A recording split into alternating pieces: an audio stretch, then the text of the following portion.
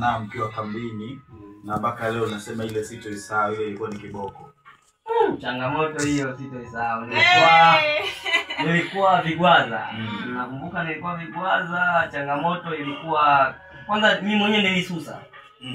Nilisusa kabisa. Sasa siendelee tena. Siendelee, nimeacha kamera hapo, wakabeba vijana wa nini, kwa sababu nikienda huko kuna watu wanabeba kamera, kuna watu wanabeba boom, kuna hivi. Nikawaachia nikawasusia nikaondoka.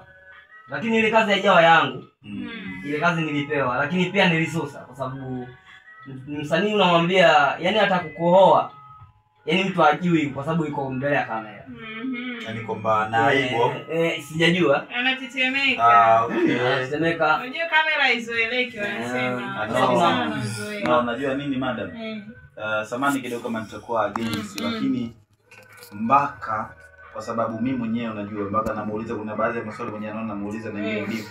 Nimeshapita katika tasnia pia ya kuigiza. Nilibahatika kupitia katika hilo. Bahati nzuri mimi nilipita kwenye makundi. Yale makundi ya kuigiza. Sasa nahisi nisielezee ili mradi nipate kitu cha kuuliza kwanza. Ila nitakuja nitaielezea. Twende kwenye changamoto yako. Unaona bana, nilisusia basi ikaenda kwa sababu mtu unamwambia bwana hapa inatakiwa uonekane uonekane inatakiwa uonekane kwamba unataka kutapika. Lakini sasa ile kutapika ile kiukweli nimemkosea yule dada. Nilimpiga. Baada ya kumpiga nikasusia kamera nikaondoka. Yeye kama anafanyaje? Yaani kutapika anakuwa kama anacheka. Sasa zaidi ya mara 2 mara 3 ndio mngeniua kabisa.